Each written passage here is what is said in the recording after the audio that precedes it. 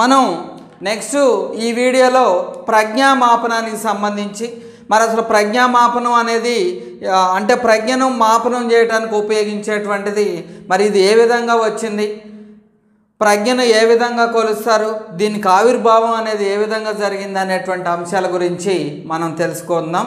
మరి వ్యక్తి యొక్క తెలివితేటలను, ఇక్కడ తెలివితేటలు అంటే మనం ఏమని చెప్పుకుంటాం, ప్రజ్ఞ అని చెప్పుకుంటాం. వ్యక్తి యొక్క తెలివితేటలను మొదటిసారిగా మాపనం చేయాలి అని ఎవరికి అసలు ఆలోచన వచ్చింది అంటే సర్ ఫ్రాన్సిస్ గాల్టన్. మాపనం చేయాలనేటువంటి ఆలోచన వచ్చినటువంటి వ్యక్తి సర్ ఫ్రాన్సిస్ గాల్టన్. ఇట్లా వ్యక్తి యొక్క తెలివితేటల్ని మొదటిసారిగా అసలు మాపనం చేయాలి, దాని గురించి తెలుసుకోవాలి అని ఆలోచన చేసినటువంటి వ్యక్తి ఎవరు అంటే సర్ ఫ్రాన్సిస్ గాల్టన్. మరి అసలు ఈ ప్రజ్ఞామాపనం అంటే ఏంటి అంటే ప్రజ్ఞను కొలిచేటువంటిది, అంటే ప్రజ్ఞ ఏ స్థాయిలో ఉంది ఏంటి అనేది తెలుసుకోవడానికి ప్రజ్ఞను కొలిచే మాపనాన్నే ఏమని చెప్పవచ్చు, ప్రజ్ఞామాపనం అని చెప్పవచ్చు. ప్రజ్ఞను కొలిచేటువంటి మాపనాన్నే ప్రజ్ఞామాపనం అని చెప్పవచ్చు. మరి ప్రజ్ఞామాపనం ఏం కొలుస్తుంది ఏంటి అని చూస్తే ప్రజ్ఞామాపనంలో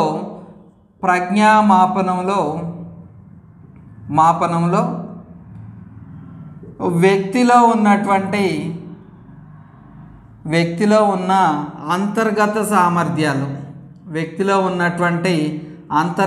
సామర్థ్యాలను మాపనం చేయడానికి ఉపయోగించేటువంటిది ఏది అంటే ప్రజ్ఞామాపనం అని చెప్తాము. మరి దీనికి అసలు బీజం ఎక్కడ పడింది ఏంటి అనేది మనం ఒకసారి పరిశీలించినప్పుడు మొట్టమొదటిసారిగా 1904 సంవత్సరంలో ఫ్రాన్స్ దేశంలో ప్యారిస్ నగరంలో ఇది మొదటగా ప్రారంభం కావటం జరిగింది. ఎందుకైందంటే ఎటువంటి పరిసర కారకాలు లేనప్పటికీ మరి విద్యార్థుల యొక్క విద్యా సాధన అనేది పరిసర కారకాల ప్రభావం లేనప్పటికీ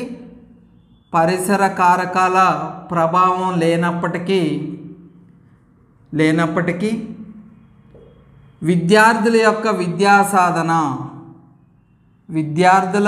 విద్యా సాధన చాలా తక్కువ స్థాయిలో ఉంది అనేటువంటిది గ్రహించడం జరిగింది.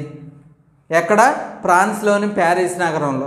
మరి ఎలాంటి పరిసర కారకాలు లేవు, మరి విద్యార్థుల యొక్క విద్యా సాధన అనేది చాలా తక్కువగా ఉంది. మరి విద్యార్థులు ఆ విధంగా వెనకబడటానికి కారణాలు ఏంటి అనేది తెలుసుకోవటం కోసం ఆ ఫ్రాన్స్ ప్రభుత్వం ఏం చేసిందంటే ఒక కమిటీ వేయటం అనేది జరిగింది. మరి ఆ కమిటీకి అధ్యక్షత వహించింది ఎవరు అంటే ఆల్ఫ్రెడ్ బినే ఆధ్వర్యంలో మరి విద్యార్థుల యొక్క విద్యా సాధన ఎందుకు తగ్గింది అనేటువంటి అంశాలు తెలుసుకోవటం కోసం కమిటీ వేయటం జరిగింది. మరి ఈ కమిటీ వేస్తే వీళ్ళు ఈ అధ్యక్షన ఎందుకు తగ్గింది ఏంటి అని తెలుసుకునేటువంటి ప్రయత్నం చేశారు. మరి ఏం చేశారు అంటే బినే సైమన్ అనేటువంటి మరొక వ్యక్తితో కలిసి సైమన్తో కలిసి ఏం చేశాడంటే మొదటి ప్రజ్ఞా పరీక్షను తయారు చేయటం జరిగింది. అంటే ప్రజ్ఞను తెలుసుకోవటం కోసం మొదటి ప్రజ్ఞా పరీక్షను తయారు చేయటం అనేది జరిగింది. ఎప్పుడు తయారు చేశారు అంటే 1905 సంవత్సరంలో మొట్టమొదటిసారిగా ప్రజ్ఞా పరీక్షను తయారు చేయటం జరిగింది. 1905లో ఇది మనకి ఎగ్జామ్లో అడుగుతాడు, మొట్టమొదటి ప్రజ్ఞా పరీక్షను ఎప్పుడు తయారు చేశారంటే 1905 సంవత్సరంలో మొట్టమొదటి ప్రజ్ఞా పరీక్షను తయారు చేయటం జరిగింది. మరి అందుకనే బినే ఆధ్వర్యంలో తయారు చేశారు కాబట్టి బినేను ఏమని చెప్పవచ్చు అంటే ఫాదర్ ఆఫ్ ఇంటెలిజెన్స్ టెస్ట్ అని చెప్తాము. ఫాదర్ ఆఫ్ ఇంటెలిజెన్స్ టెస్ట్లు అని చెప్తాము. ప్రజ్ఞామాపన పితామహుడు ఎవరు? ఫాదర్ ఆఫ్ ఇంటెలిజెన్స్ ఎవరు అంటే ఆల్ఫ్రెడ్ బినే. ఇట్లా ఆల్ఫ్రెడ్ బినేని ప్రజ్ఞామాపన పితామహుడు లేదా ఫాదర్ ఆఫ్ ఇంటెలిజెన్స్ టెస్ట్ అని మనం చెప్పడం జరుగుతుంది. ఇట్లా మొట్టమొదటిసారిగా 1905వ సంవత్సరంలో ప్రజ్ఞా పరీక్షను తయారు చేయడం జరిగింది. మరి ప్రజ్ఞామాపన ఉద్యమం ఎక్కడ ప్రారంభమైందని అడిగితే ఫ్రాన్స్ దేశంలో, ఎందుకంటే మొదటిసారికి ఇక్కడే కదా తయారు చేసింది. కాబట్టి ప్రజ్ఞామాపన ఉద్యమం ఎక్కడ ప్రారంభమైందంటే ఫ్రాన్స్ అనేది చెప్పాలి. మొట్టమొదటి ప్రజ్ఞా పరీక్షను తయారు చేసింది ఎవరు అంటే బినే అని చెప్పాలి. మరి మొట్టమొదటిసారిగా తయారు చేసినటువంటి ప్రజ్ఞామాపనానికి పేరేంటి అంటే బినే సైమన్ ప్రజ్ఞామాపని. బినే సైమన్ ఇద్దరు కలిసి తయారు చేశారు కాబట్టి దీనికి వచ్చినటువంటి పేరు ఏంటంటే బినే సైమన్ ప్రజ్ఞామాపని. కాబట్టి ఇక్కడ అనేక రకాలుగా మనం బిట్లు నేర్చుకోవచ్చు. మొట్టమొదటి ప్రజ్ఞామాపన ఎప్పుడు అంటే 1905 సంవత్సరంలో. మరి వీళ్ళు తయారు చేసినటువంటి ప్రజ్ఞా పరీక్ష పెట్టినటువంటి పేరు ఏది అంటే, లేదా మొట్టమొదటి ప్రజ్ఞా పరీక్ష ఏది అంటే బినే సైమన్ ప్రజ్ఞామాపని. ప్రజ్ఞామాపన పితామహుడు ఎవరు అంటే బినే అనేటువంటి వ్యక్తి. కాబట్టి ఇవన్నీ కూడా మనం ఎగ్జామ్ పరంగా చదువుకోవాలి. అయితే 1905వ సంవత్సరంలో తయారు చేసినటువంటి ప్రజ్ఞామాపనంలో ఏంటంటే 30 అంశాలతో తయారు చేశారు. 30 అంశాలతోని ఆ ప్రజ్ఞా పరీక్షను తయారు చేశారు. అయితే ఈ 30 అంశాలతో తయారు చేసినటువంటి ఏదైతే పరీక్ష ఉందో ఇది వయోపరిమితులకి ఆధారం చేసుకొని, వయోపరిమితులు అంటే ఏ సంవత్సరం నుండి ఏ సంవత్సరం వరకు ఉపయోగించాలి అనే దాన్ని బేసుకొని తయారు చేయాలి. వయోపరిమితులకు అనుగుణంగా తయారు చేయబడలేదు. తయారు చేయడం అయితే ప్రజ్ఞామాపన తయారు చేశారు, కానీ మరి ఇది ఏ ఏజ్ వరకు ఉపయోగించాలి ఏంటి అనేటువంటిది మనకు ఇక్కడ స్పష్టత అనేది లేదు. కాబట్టి 1905లో తయారు చేసినటువంటి దాంట్లో ఎన్ని అంశాలు ఉన్నాయి? 30 అంశాలు ఉన్నాయి. మరి దీని పేరేంటి? బినే సైమన్ ప్రజ్ఞామాపని. మరి ఇది ఎలాంటి వయోపరిమితులకు అనుగుణంగా తయారు చేయబడలేదు. తర్వాత ఏం చేశారు అంటే 1908వ సంవత్సరంలో మరలా దీన్ని రివైజ్ చేయటం జరిగింది. మరి రివైజ్ చేసి ఏం చేశారు అంటే 59 అంశాలతో, అంతకుముందు ఎప్పుడు 30 అంశాలు, ఇప్పుడు ఏం చేశారు 59 అంశాలతో మళ్ళీ అదే పేరుతో బినే సైమన్ ప్రజ్ఞామాపని తయారు చేయటం జరిగింది.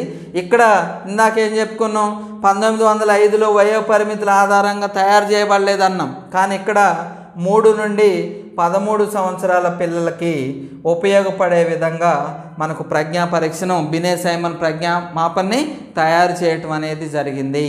తర్వాత మరలా 1911వ సంవత్సరంలో కూడా మరలా దీన్ని మళ్ళీ రివైజ్ చేసి మరొక ప్రజ్ఞా పరీక్షను తయారు చేయటం అనేది జరిగింది.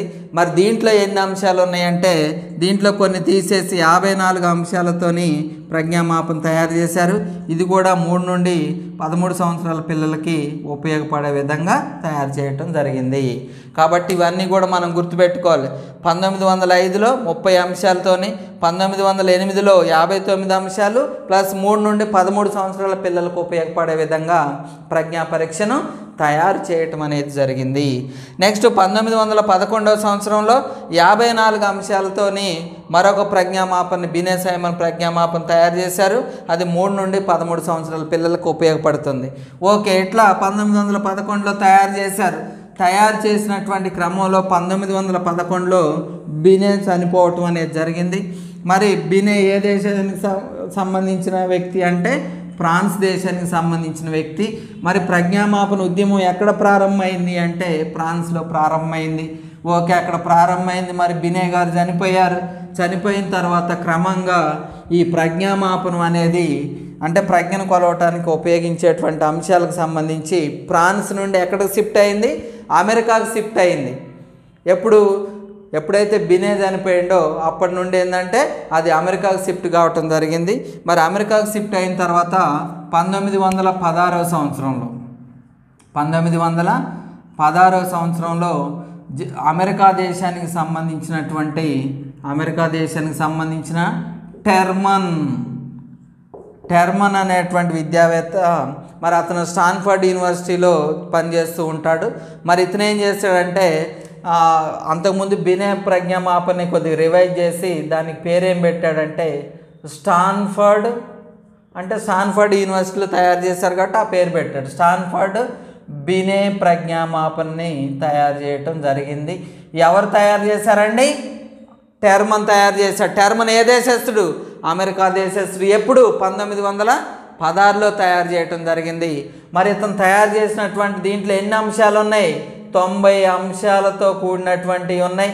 మరి ఇది 3 నుండి 14 సంవత్సరాల పిల్లలకి ఉపయోగపడే విధంగా ఈ స్టాన్ఫర్డ్ బినే ప్రజ్ఞామాపన్ని తయారు చేయటం అనేది జరిగింది.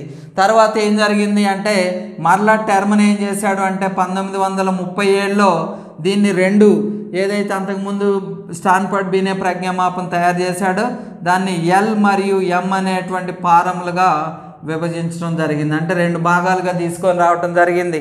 మరి దీంట్లో ఏంటి అంటే మొత్తం 129 అంశాలతో కూడినటువంటి ప్రశ్నలు ఇవ్వటం జరిగింది. మరి ఇది ఎవరికి ఉపయోగిస్తారు అంటే 2 నుండి 18 సంవత్సరాలు 2 నుండి 18 సంవత్సరాల విద్యార్థులకు ఉపయోగపడే విధంగా దీన్ని తయారు చేయటం జరిగింది. కాబట్టి టెర్మన్ తయారు చేసింది ఎప్పుడు? ఫస్ట్ అంటే 1916. ఏ దేశస్థుడు? అమెరికా. ఇతను తయారు చేసిన ప్రజ్ఞామాపన పేరేంటి? స్టాన్ఫర్డ్ బినే ప్రజ్ఞామాపని. మరి దీంట్లో ఎన్ని అంశాలు ఉన్నాయి? 90 అంశాలు ఉన్నాయి. ఎవరికి ఉపయోగపడుతుంది? 3 నుండి 14 సంవత్సరాల పిల్లలకు ఉపయోగపడుతుంది. మరి నెక్స్ట్ 1937లో దాన్ని రివైజ్ చేశాడు. రివైజ్ చేసి ఎల్ మరియు ఎం అనేటువంటి ఫారం తీసుకొని రావటం జరిగింది. దీంట్లో 129 అంశాలకు సంబంధించి ఉంటుంది. ఇది 2 నుండి 18 సంవత్సరాల విద్యార్థులకు ఉపయోగపడే విధంగా తయారు చేయటం జరిగింది. తర్వాత నెక్స్ట్ 1973లో టెర్మన్ ఇంకొక శాస్త్రవేత్తతో కలిసి, అతని పేరేంటి అంటే మెర్రిల్. టెర్మన్ మరియు మెర్రిల్ కలిసి మరొక ప్రజ్ఞామాపన తయారు చేయటం జరిగింది. మరి దీంట్లో కూడా 129 అంశాలతోనే మరలా వాళ్ళు దాన్ని రివైజ్ చేసి కొన్ని ప్రశ్నలు మార్చి మళ్ళీ 129 అంశాలతో ఇవ్వటం జరిగింది. మరి ఇది కూడా 2 నుండి 18 సంవత్సరాల పిల్లలకి ఉపయోగపడే విధంగా తయారు చేయటం జరిగింది. ఇట్లా మొట్టమొదటి ప్రజ్ఞా పరీక్ష ఎప్పుడు అంటే 1905. తయారు చేసింది ఎవరు అంటే బినే. దానికి ఉన్న పేరేంటి అంటే బినే సైమన్ ప్రజ్ఞామాపని. తర్వాత ఈ ప్రజ్ఞామాపనం ఫ్రాన్స్ నుండి ఎక్కడికి వచ్చింది? అమెరికాకు వచ్చింది. అమెరికాలో మొట్టమొదటిసారిగా ప్రజ్ఞామాపన తయారు చేసింది ఎవరు? టెర్మన్. అతను తయారు చేసిన ప్రజ్ఞామాపన పేరేంటి? స్టాన్ఫర్డ్ బినే ప్రజ్ఞామాపని. ఇట్లా క్రమక్రమంగా ప్రజ్ఞను మాపనం చేయటం అనేది స్టార్ట్ అయింది. తర్వాత మరి దీన్ని ఏ విధంగా మాపనం చేశారు ఏంటి అనేది మనం చూస్తే మనకు ప్రజ్ఞను మాపనం చేయాలి. మరి దీనికి ఏదైనా ఒక మంచి ఆధారం అనేది ఉండాలి అనే దానికి సంబంధించి మనం చూసుకుంటే బినే ఏం చేశాడు అంటే ఈ ప్రజ్ఞా పరీక్ష ఆధారంగా పిల్లవాడి యొక్క ప్రజ్ఞను గణించడానికి అతను ఏం చేశాడు అంటే మానసిక వయస్సు అనే భావనను తీసుకొని రావటం జరిగింది. మానసిక వయస్సు అనేటువంటి భావన మెంటల్ ఏజ్ అంటాము. మెంటల్ ఏజ్ మానసిక వయస్సు అనేటువంటి భావన. మరి ఈ భావన తీసుకొచ్చింది ఎవరు అంటే బినే. మానసిక వయస్సు అనేటువంటి భావాన్ని మొదటగా తీసుకొచ్చినటువంటి వ్యక్తి ఎవరు అంటే ఆల్ఫ్రెడ్ బినే. మరి అసలు మానసిక వయస్సు అంటే ఏంటి అంటే వ్యక్తి యొక్క సాధన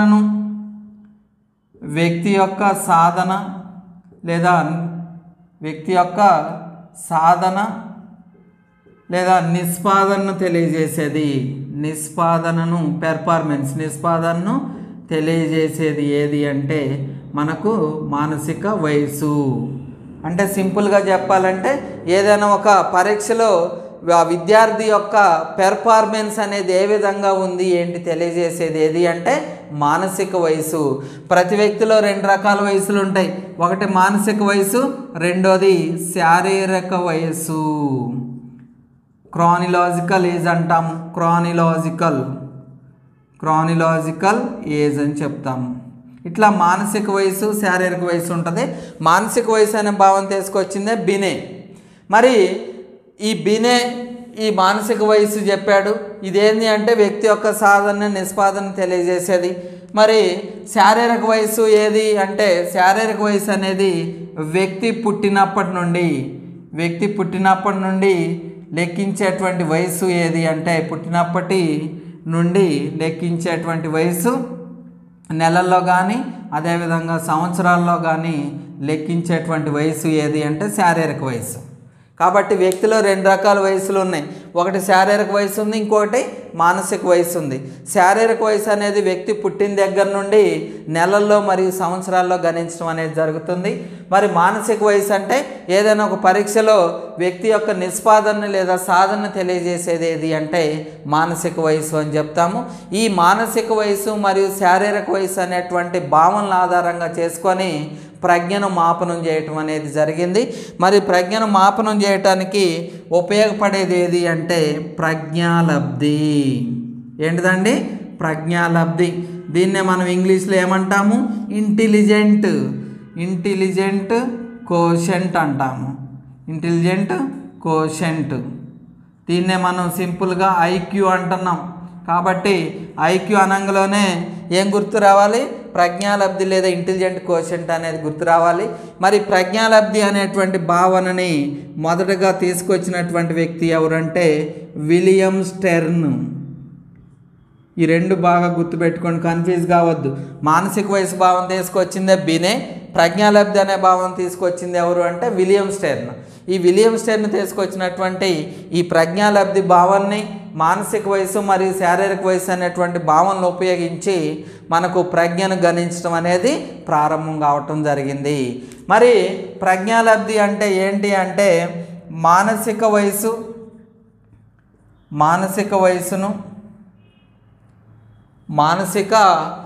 వయసును దేంతో గణించాలి అంటే శారీరక వయసుతో.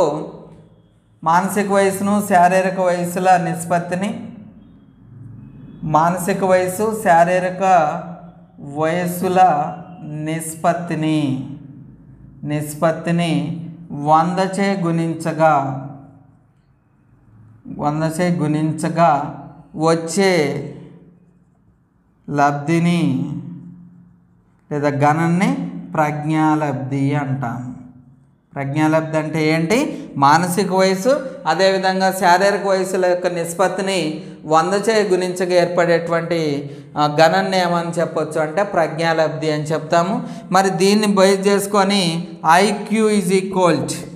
IQ intelligent quotient is equal to మానసిక వయసు. అంటే దీన్ని మనం చెప్పుకుందాం, మానసిక వయసు బై శారీరక వయసు ఇంటూ 100. ఇట్లా మానసిక వయసు మరియు శారీరక వయసుల యొక్క నిష్పత్తిని దేంతో గుణిస్తున్నాం? 100చే గుణించగా వచ్చేటువంటి లబ్ధాన్నే మనం ఏమని చెప్తున్నాం? మనకు ప్రజ్ఞాలబ్ధి అని చెప్తున్నాం. దీన్ని మనం ఇంగ్లీష్లో కూడా ఏం చెప్తాం? MA/CA into 100. IQ is equal to MA/CA into 100 అనేటువంటి ఫార్ములాను ఉపయోగించి మనం ప్రజ్ఞాలబ్ధిని గణించడం అనేది జరుగుతుంది. కాబట్టి మనకు సరే గతంలో అయితే మనకు ఇట్లా సింపుల్గా కూడా క్వశ్చన్స్ ఇచ్చాడు. సరే ఇప్పుడు ఇచ్చిన అయిపోయినా మనకైతే గుర్తుంచుకోవాలి. కాబట్టి ఐక్యూ ఈజ్ ఈక్వల్ టు మానసిక వయసు బై శారీరక వయసు ఇంటూ 100, MA/CA ఇంటూ 100. MA అంటే మనకు తెలుసు, MA అంటే మెంటల్ ఏజ్, CA అంటే క్రానిలాజికల్ ఏజ్ అంటే శారీరక వయసు. ఇట్లా మానసిక వయసు శారీరక వయసుల యొక్క నిష్పత్తిని 100చే గుణించుకు వచ్చేటువంటి లబ్ధాన్నే మనం ఏమని చెప్తున్నాం? ప్రజ్ఞాలబ్ధి అని చెప్తున్నాం. ఇట్లా ప్రజ్ఞాలబ్ధి అనేటువంటి భావన బేస్ చేసుకొని మనం ప్రజ్ఞను మాపనం చేయటం అనేది జరుగుతుంది. కాబట్టి మనకి ఎగ్జామ్లో దీంట్లో నుండి క్యాలిక్యులేషన్స్ కూడా వచ్చేటువంటి అవకాశం ఉంటుంది. మరి ఎట్లా వస్తాయి ఏంటి అనేది మనం చూస్తే రాము అనే విద్యార్థి శారీరక వయసు 5 సంవత్సరాలు. శారీరక వయసు 5 సంవత్సరాలు. మానసిక వయసు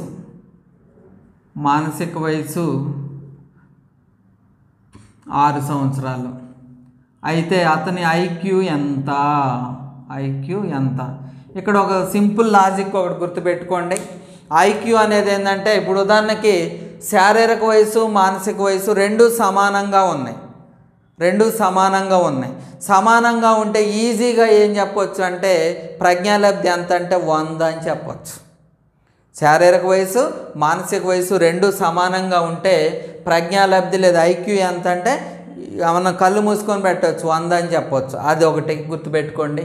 నెక్స్ట్ శారీరక వయసు కన్నా మానసిక వయసు అనేది ఎక్కువగా ఉంటే తెలివితేటలు ఎక్కువగా అంటే ఐక్యూ ఎక్కువగా ఉన్నట్టు.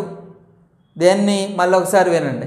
శారీరక వయసు కన్నా మానసిక వయసు ఎక్కువగా ఉంటే, ఇప్పుడు ఇక్కడ శారీరక వయసు 5, మానసిక వయసు 6 సంవత్సరాలు ఎందుకు అట్లున్నప్పుడు ఐక్యూ ఎక్కువగా ఉంటుంది.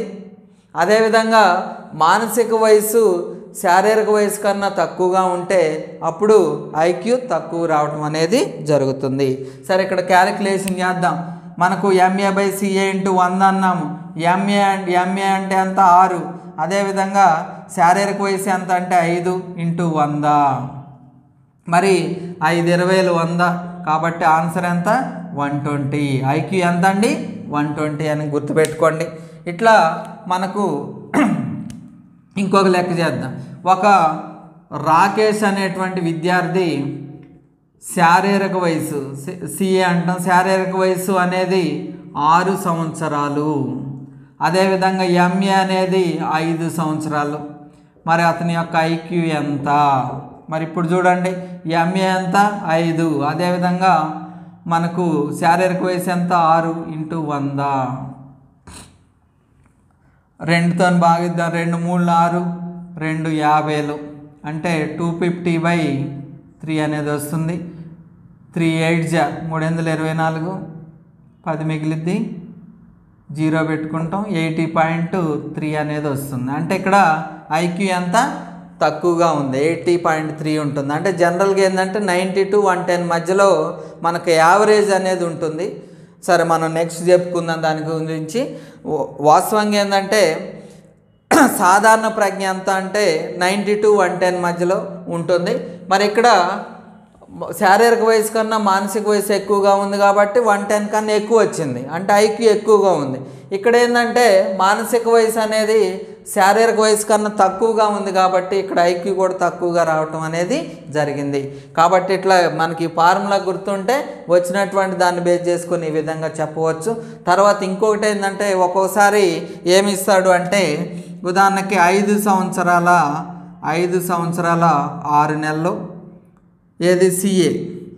అదేవిధంగా MA మానసిక వయసు, MA అంటే మెంటల్ ఏజ్ అంటాం. మానసిక వయసు ఎంత అంటే 6 సంవత్సరాల 5 నెలలు అనుకుందాం. 6 సంవత్సరాల 5 నెలలు లేదా 6 సంవత్సరాల 6 నెలలు అనుకుందాం. మరి ఇప్పుడు ఇట్లా ఇచ్చినప్పుడు ఏం చేయాలంటే మొత్తాన్ని సంవత్సరాల్లోకి మార్చుకోవాలి. మార్చుకుంటే అంటే సంవత్సరాల్లో కాదండి నెలల్లోకి మార్చుకోవాలి. ఇక్కడ సంవత్సరాలు ఇచ్చాడు, 5 సంవత్సరాలు 6 నెలలు ఇచ్చాడు కాబట్టి ఇక్కడ ఏం చేయొచ్చు 5 × 12 + 6, 12 5 60 + 6 66 నెలలు. అంటే మొత్తాన్ని నెలల్లోకి మార్చుకున్నాం. అదేవిధంగా ఇక్కడ 6 సంవత్సరాలు అంటే 6 × 12 + 6, 12 6 72, 6 78 నెలలు. ఇట్లా నెలల్లోకి మార్చుకొని ఇప్పుడు ఏం చేయాలి, మనకు ఫార్ములా ఏంటి MA ఎంత 78, అదేవిధంగా CA ఎంత 66 × 100. ఇట్లా మనం వేసుకొని క్యాలిక్యులేషన్ చేయాల్సి ఉంటుంది. ఇట్లా మనకు ప్రజ్ఞాలబ్ధి ఎంత అంటే మానసిక వయసు బై శారీరక వయసు × 100 అనేటువంటి ఫార్ములాను ఉపయోగించి మనకు ప్రజ్ఞాలబ్ధిని కనుక్కోవటం జరుగుతుంది. కాబట్టి మనకు ఎగ్జామ్లో ఒకవేళ క్యాలిక్యులేషన్స్ ఇస్తే ఈ విధంగా మానసిక వయసు ఏంటి శారీరక వయసు ఏంటి అనేది తెలుసుకొని దానికి తగ్గట్టుగా చేయాలి. ఇక్కడ ఒకటి గుర్తుపెట్టుకోండి, ఎప్పుడైనా ఇయర్స్ అదేవిధంగా మంత్స్లో ఇస్తే టోటల్గా దాన్ని ఏం చేయాలి మంత్స్లోకి మార్చుకొని చేస్తే ఆన్సర్ వచ్చేటువంటి అవకాశం ఉంటుంది. ఇది ప్రజ్ఞామాపనానికి సంబంధించింది. మనం ఈ టాపిక్లో ప్రజ్ఞాలబ్ధి స్థిరత్వం అనేది ఏంటి అనే దాని గురించి మనం తెలుసుకుందాం. మరి ఏ శిశువులోనైనా కూడా ప్రజ్ఞాలబ్ధి స్థిరంగా ఉంటుంది అనేటువంటి విషయాన్ని మనకు కొన్ని పరిశోధనలు తెలుపుతున్నాయి. అంటే పుట్టినప్పుడు శిశువులో ఏ విధమైనటువంటి ఐక్యూ ఉందో మరి పెరిగిన తర్వాత కూడా దాదాపుగా అదే విధమైనటువంటి ఐక్యూ లెవెల్స్ కానీ ప్రజ్ఞాలబ్ధి కానీ ఉండటం అనేది జరుగుతుంది. మరి అసలు ప్రజ్ఞ అనేది ఏంటి అనేది మనం చూస్తే ప్రజ్ఞ అనేది పుట్టుకతో పాటు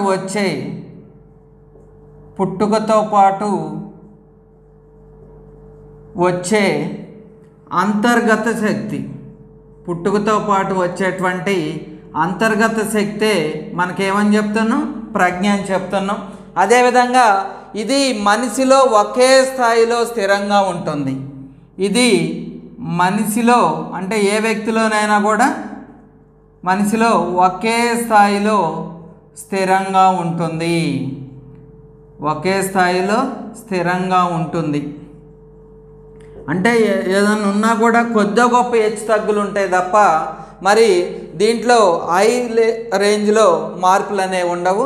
బై బర్త్ ఎంతైతే ఐక్యూ లెవెల్స్ ఉన్నాయో మరి కొంత సర్టెన్ ఏజ్ వచ్చినాక కూడా అదే విధమైనటువంటి ఐక్యూ లెవెల్స్ అనేది ఉండటం జరుగుతుంది. మనిషి వాస్తవిక వయసుతో పాటు ప్రతి మనిషిలో కూడా మనిషి వాస్తవిక వయసుతో పాటు వాస్తవిక వయస్సుతో పాటు ఏం పెరుగుతుందండి? వాస్తవిక వయసు పెరిగినట్టే మానసిక వయసు కూడా పెరుగుతుంది. మానసిక వయసు కూడా పెరగటం అనేది జరుగుతుంది. వాస్తవిక వయసు ఏ విధంగా అయితే పెరుగుతుందో అదేవిధంగా మానసిక వయసు కూడా పెరగటం అనేది జరుగుతుంది. మనకు ఉదాహరణకి ఒక 5 సంవత్సరాల విద్యార్థి ఉన్నాడు.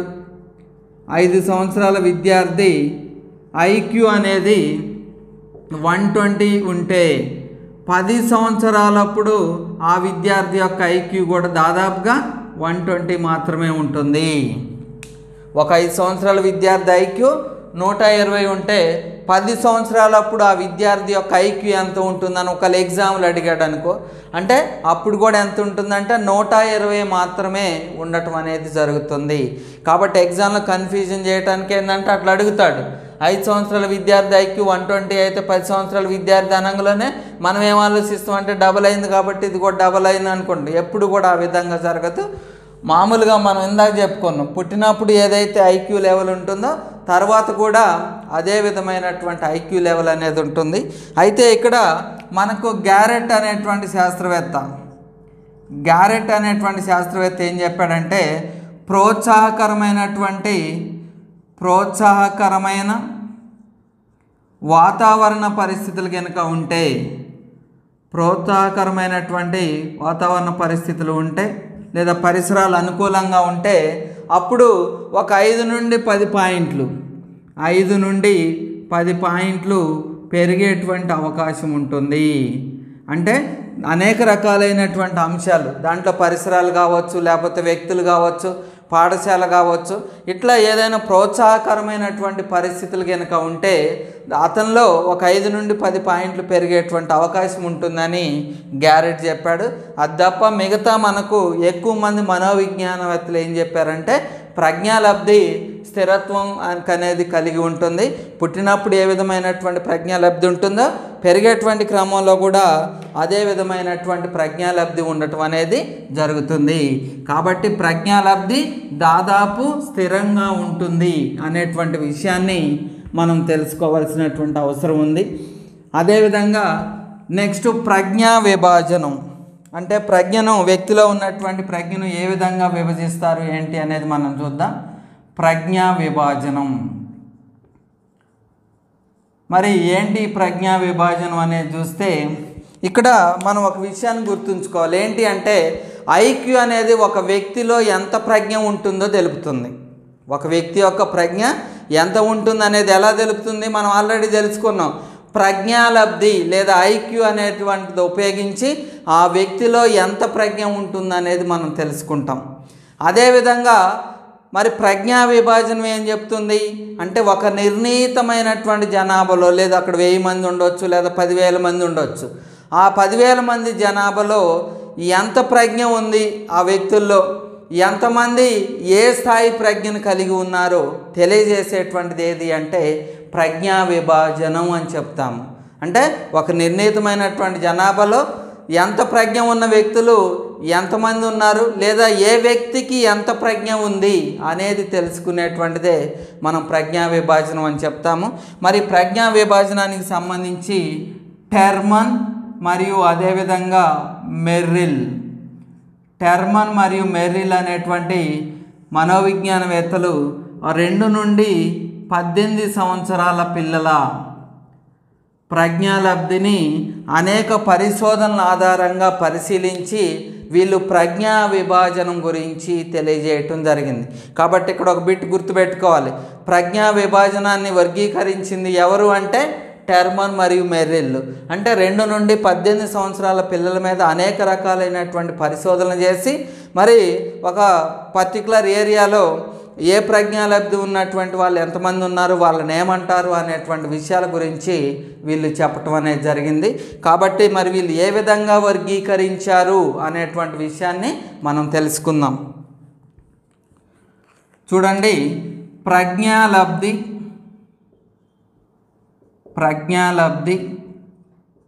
దీన్నే మనం ఐక్యూ అంటాము. ప్రజ్ఞాలబ్ధి లేదా ఐక్యూ అంటాము. మరి విద్యాపరమైనటువంటి వర్గీకరణ అంటే వీళ్ళని ఏ విధంగా మనం వర్గీకరించవచ్చు అనేటువంటి విషయాన్ని చూద్దాం. విద్యాపరమైన వర్గీకరణ బాగా గుర్తుపెట్టుకోవాలి. ఎగ్జామ్లో ఈ టేబుల్ నుండి మనకు ఒక క్వశ్చన్ రావటానికి అవకాశం ఉంటుంది. కాబట్టి ఏ ప్రజ్ఞాలబ్ధి ఉన్నటువంటి వాళ్ళని ఏమంటారు అనేది మనం ఒకసారి చూద్దాం. ప్రజ్ఞాలబ్ధి బిలో 29 అంటే 29 కంటే తక్కువగా ఉంటే వాళ్ళని ఏమంటారు అంటే సురక్షణ స్థాయి బుద్ధిమాంద్యత అంటారు. సురక్షణ స్థాయి బుద్ధిమాంద్యత లేదా కస్టోడియల్ అంటాము. అంటే ఎవరో ఒకళ్ళు తప్పనిసరిగా వాళ్ళని కాపాడుకోవాల్సినటువంటి అవసరం ఉంటుంది. కస్టోడియన్ పర్సన్ అనేది ఉండాలన్నమాట. కాబట్టి సురక్షణ స్థాయి బుద్ధిమాంద్యత బిలో 29 ఉంటే సురక్షణ స్థాయి బుద్ధిమాంద్యత అంటారు. నెక్స్ట్ ఐక్యూ అనేది 30 నుండి 49 కనుక ఉంటే శిక్షణ స్థాయి బుద్ధిమాంద్యత అంటారు. శిక్షణ స్థాయి బుద్ధిమాంద్యత అంటారు. అంటే వీళ్ళకి ఏ శిక్షణ ఇవ్వాలి అంటే వాళ్ళ పనులు వాళ్ళు చేసుకోవటానికి అవసరమైనటువంటి శిక్షణ అనేది అందించాల్సినటువంటి అవసరం ఉంటుంది. ఎవరికి? శిక్షణా స్థాయి బుద్ధిమాంద్యులకి అందించడం జరుగుతుంది. నెక్స్ట్ ఐక్యూ లెవెల్ అనేది 50 నుండి 69 వరకు ఉంటే వీళ్ళని ఏమంటారంటే ప్రాథమిక విద్యాస్థాయి బుద్ధిమాంద్యత అంటారు. ప్రాథమిక విద్యాస్థాయి బుద్ధిమాంద్యత అని చెప్పుకోవడం జరుగుతుంది. వీళ్ళనే ఇంకా ఇంగ్లీష్లో ఏమంటారంటే ఈఎంఆర్ అంటారు. ఎడ్యుకేబుల్ మెంటల్లీ రిటార్డెడ్ అంటారు. మరి శిక్షణా స్థాయి వాళ్ళని ఏమంటారంటే టీఎంఆర్ అంటారు. ట్రైనబుల్ మెంటల్లీ రిటార్డ్ అంటాము. ఇట్లా 50 to 69 ఉంటే ప్రాథమిక విద్యాస్థాయి బుద్ధిమాంద్యత అంటారు. అదేవిధంగా 70 నుండి 89 కనుక ఉంటే ఐక్యూ లెవెల్ 70 నుండి 89 కనుక ఉంటే వీళ్ళని ఏమనవచ్చు అంటే నిదాన అభ్యాసకులు. ఏంటిదండి? నిదాన అభ్యాసకులు లేదా తెలివి తక్కువ వారు, స్లో లెర్నర్స్ అంటారు. అంటే వీళ్ళకి చెప్పిందే మరలా చెప్పవలసినటువంటి అవసరం ఉంటుంది. కాబట్టి నిదాన అభ్యాసకులు లేదా తెలివి తక్కువ వారుగా చెప్పడం జరుగుతుంది. నెక్స్ట్ ప్రజ్ఞాలబ్ధి 90 నుండి 109 వరకు ఉంటే సగటు ప్రజ్ఞావంతులు, యావరేజ్ ఇంటెలిజెంట్ చైల్డ్స్ అంటాము. సగటు ప్రజ్ఞావంతులు. సొసైటీలో ఎక్కువ మంది ఉండేటువంటి వాళ్ళు ఎవరు అంటే సగటు ప్రజ్ఞావంతులుగా మనం చెప్పడం జరుగుతుంది. మరి నెక్స్ట్ ప్రజ్ఞాలబ్ధి 110 నుండి 119 వరకు ఉంటే వీళ్ళని అధిక ప్రజ్ఞావంతులు అంటారు. ఏమంటారు? అధిక ప్రజ్ఞావంతులు అంటారు లేదా ఉన్నత ప్రజ్ఞావంతులు అంటారు.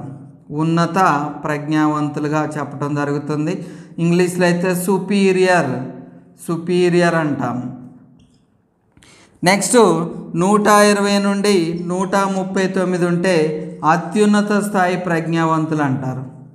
అత్యున్నత స్థాయి ప్రజ్ఞావంతులు అంటారు. వెరీ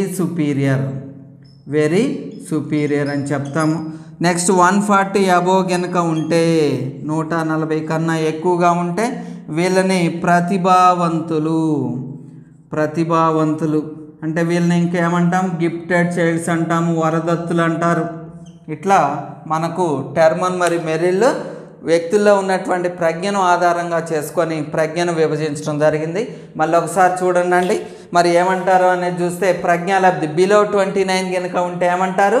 సురక్షణ స్థాయి బుద్ధిమాంద్యత అంటారు. నెక్స్ట్ 30 నుండి 49 కనుక ఉంటే శిక్షణా స్థాయి బుద్ధిమాంద్యులుగా చెప్పడం జరుగుతుంది. 50 నుండి 69 కనుక ఉంటే ప్రాథమిక విద్యాస్థాయి బుద్ధిమాంద్యత. వీళ్ళనే ఈఎంఆర్ ఎడ్యుకేబుల్ మెంటల్లీ రిటార్డెడ్ అంటాము. 70 నుండి 89 వరకు ఉంటే 70 to 89 కనుక ఉంటే నిదాన అభ్యాసకులు స్లో లెర్నర్స్ అంటాము, లేదా తెలివి తక్కువ వాళ్ళగా చెప్పడం జరుగుతుంది. మరి 90 to 109 ఉంటే సగటు ప్రజ్ఞావంతులు యావరేజ్ ఇంటెలిజెంట్ అంటాము. నెక్స్ట్ 110 to 119 ఉంటే అబోవ్ యావరేజ్ అంటే వీళ్ళని అధిక లేదా ఉన్నత ప్రజ్ఞావంతులు లేదా సుపీరియర్ అని చెప్పడం జరుగుతుంది. నెక్స్ట్ 120 నుండి 139 కనుక ఉంటే వీరిని అత్యున్నత స్థాయి ప్రజ్ఞావంతులు లేదా వెరీ సుపీరియర్గా చెప్పడం జరుగుతుంది. 140 అబోవ్ కనుక ఉంటే ప్రతిభావంతులు, గిఫ్టెడ్ చైల్డ్స్, వరదత్తులు, ఇట్లా అనేక పేర్లతో మనం పిలవటం జరుగుతుంది. కాబట్టి మనకి ఎగ్జామ్లు అడుగుతాడు 30 to 49 ఉంటే ఐక్యూ ప్రకారం వాళ్ళని ఏమంటారు అని అడిగితే శిక్షణా స్థాయి బుద్ధిమాంద్యత అంటారు. లేదా ప్రాథమిక విద్యాస్థాయి బుద్ధిమాంద్యుల యొక్క ప్రజ్ఞాలబ్ధి ఎంత అని అడుగుతాడు. ఎంత అండి? 50 to 69 అంటాము. అంటే ఎక్కువగా ఈ 4 నుండే అడగటానికి అవకాశం ఉంటుంది. కాబట్టి మీరు బాగా గుర్తుపెట్టుకోవాలి. నిదాన అభ్యాసకులు, ప్రాథమిక విద్యాస్థాయి, శిక్షణా స్థాయి, సురక్షణ స్థాయి బుద్ధిమాంద్యులు, వీళ్ళు మనం బాగా గుర్తుపెట్టుకోవాల్సినటువంటి అవసరం ఉంది. కాబట్టి ఈ మంచిగా చూసుకోవాలి. ఇది మనకు టెర్మన్ మెర్రిల్ చెప్పినటువంటి ప్రజ్ఞాలబ్ధికి సంబంధించింది. అయితే మనకు బిఈడిగా రివైజ్డ్ బిఈడి బుక్లో దీనికి సంబంధించి కొంచెం వేరియేషన్ అనేది ఉంది. మనం అది కూడా ఒకసారి చెప్పుకుందాం. ఎందుకంటే ఇక్కడ పేపర్ 2 ఎవరైతే ప్రిపేర్ అవుతున్నారో అంటే టెట్కి సంబంధించి పేపర్ 2 ప్రిపేర్ అయ్యేటువంటి వాళ్ళు రేపు ఎగ్జామ్లో వస్తే మనకు తెలుగు అకాడమీని క్రైటీరియాగా తీసుకుంటాడు. కాబట్టి అది కూడా మనం ఒకసారి చెప్పుకుందాం. అది మరి ఆ విధమైనటువంటి వర్గీకరణ ఏ విధంగా ఉంటుంది అనేది మనం చూద్దాం. అంటే బీఈడికి సంబంధించి, అదేవిధంగా పేపర్ 2 ఎవరైతే టెట్ రాస్తున్నారో లేదా స్కూల్ అసిస్టెంట్కి సంబంధించినటువంటి వాళ్ళు ఉన్నారో వాళ్ళు ఇది గుర్తుపెట్టుకోవాల్సి ఉంటుంది. ఇక్కడ కూడా ప్రజ్ఞాలబ్ధి అదేవిధంగా విద్యాపరమైనటువంటి వర్గీకరణ అంటే వీళ్ళని ఏ విధంగా వర్గీకరిస్తారు ఏంటి అనేది మనం చూద్దాం. ప్రజ్ఞాలబ్ధి, విద్యాపరమైనటువంటి వర్గీకరణ. నెక్స్ట్ మరి ఇక్కడ ఏముంది మనకు బుక్కులు అంటే బిలో 25 కనుక ఉంటే అంటే 25 కన్నా తక్కువగా ఉంటే వీళ్ళని ఏమంటారంటే మూడులు అంటారు. ఈడియట్స్ అంటాము. ఈడియట్స్ అంటే అర్థం ఏంటంటే మూడులు బాగా తక్కువగా ఉన్నటువంటి వాళ్ళని మనం మూడులు లేదా ఈడియట్స్ అని చెప్పడం జరుగుతుంది. నెక్స్ట్ 26 నుండి 49 కనుక ఉంటే అంటే ఐక్యూ లెవెల్ 26 నుండి 49 కనుక ఉంటే బుద్ధిమాంద్యులు అని చెప్పడం జరుగుతుంది. బుద్ధిమాంద్యులు లేదా మందబుద్ధులు అని కూడా చెప్పడం జరుగుతుంది. బుద్ధిమాంద్యులు లేదా మందబుద్ధులు అని చెప్తాము. నెక్స్ట్ 50 నుండి 69 కనుక ఉంటే లేదా 50 నుండి 70, ఇక్కడ 70 గుర్తుపెట్టుకోండి. 50 నుండి 70 కనుక ఉంటే వీళ్ళని ఏమని చెప్పొచ్చు అంటే అల్పబుద్ధులు అంటారు. ఏమంటారు? అల్పబుద్ధులు అంటారు. అదేవిధంగా 70 నుండి 89 కనుక ఉంటే 70 నుండి 89 కనుక ఉంటే తెలివి తక్కువ వారు. ఇందాక మనం ఏమనుకున్నాం? నిదాన అభ్యాసకులు అనుకున్నాం. ఇక్కడ ఏమని ఇచ్చారంటే తెలివి తక్కువ వారు. సరే, ఏదైనా ఒకటే. కాబట్టి 70 నుండి 89 ఉంటే తెలివి తక్కువ వాళ్ళగా చెప్పడం జరుగుతుంది.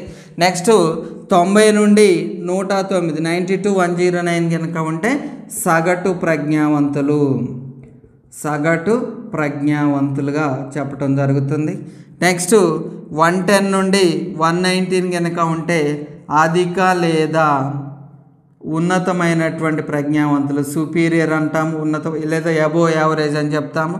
నెక్స్ట్ 120 నుండి 139 ఉంటే అత్యున్నతమైనటువంటి ప్రజ్ఞావంతులుగా చెప్పటం, వెరీ సుపీరియర్ అంటాము. నెక్స్ట్ 140 అబోవ్ కనుక ఉంటే మనం ప్రతిభావంతులుగా చెప్పటం జరుగుతుంది. అంటే మనకి ఎక్కడ మారింది అంటే ఈ ఫస్ట్ ఏదైతే ఇందాక మనం ఇంపార్టెంట్ అనుకున్నామో ఇక్కడే కొంచెం మార్పు అనేది ఉంది. కాబట్టి అది మీరు బాగా చూసుకుంటే సరిపోతుంది. ఇట్లా బిలో 25 కనుక ఉంటే మూడులు అంటాము. 26 నుండి 49 కనుక ఉంటే బుద్ధిమాంద్యులు అంటాము. 50 to 70 ఉంటే అల్పబుద్ధులు అంటాము. 70 నుండి 89 ఉంటే తెలివి తక్కువ వాళ్ళుగా, 90 to 109 ఉంటే సగటు ప్రజ్ఞావంతులుగా చెప్పడం జరుగుతుంది. 110 నుండి 119 ఉంటే అధిక లేదా ఉన్నతమైనటువంటి ప్రజ్ఞావంతులుగా మనం పిలుస్తాము. 120 to 139 ఉంటే అత్యున్నత ప్రజ్ఞావంతులు లేదా వెరీ సుపీరియర్ అని చెప్పడం జరుగుతుంది. 140 అబవ్ ఉంటే ప్రతిభావంతులు అని చెప్పడం జరుగుతుంది. ఇట్లా మనం ప్రజ్ఞా విభాజనాన్ని కూడా తప్పనిసరిగా గుర్తుంచుకుంటే రేపు ఎగ్జామ్లో ఒక మార్క్ రావడానికి అవకాశం ఉంటుంది. మనం బీఈడ్ కానీ డిఈడ్ కానీ మీరు చేస్తే మనకు మెథడాలజీ పరంగా బ్లూమ్స్ వర్గీకరణ ఏ విధంగా ఇంపార్టెంటో అదేవిధంగా మనకు సైకాలజీ పరంగా ఎప్పుడు అడిగినా కూడా మీరు టక్కున చెప్పే విధంగా వీటికి సంబంధించి గుర్తుపెట్టుకోవాలి. ఏ ఐక్యూ ఉంటే వారిని ఏమంటారు అనేటువంటి విషయం మీరు నిదట్లో లేపి అడిగినా కూడా చెప్పగలిగే విధంగా మీరు మంచిగా ప్రిపరేషన్ చేయండి. చేస్తే తప్పనిసరిగా దీంట్లో నుండి బిట్టు వచ్చేటువంటి అవకాశం ఉంది. ఇది ప్రజ్ఞాలబ్ధి స్థిరత్వానికి అదేవిధంగా ప్రజ్ఞా విభాజనానికి సంబంధించింది. మరొక టాపిక్లో కలుద్దాం. Thank you.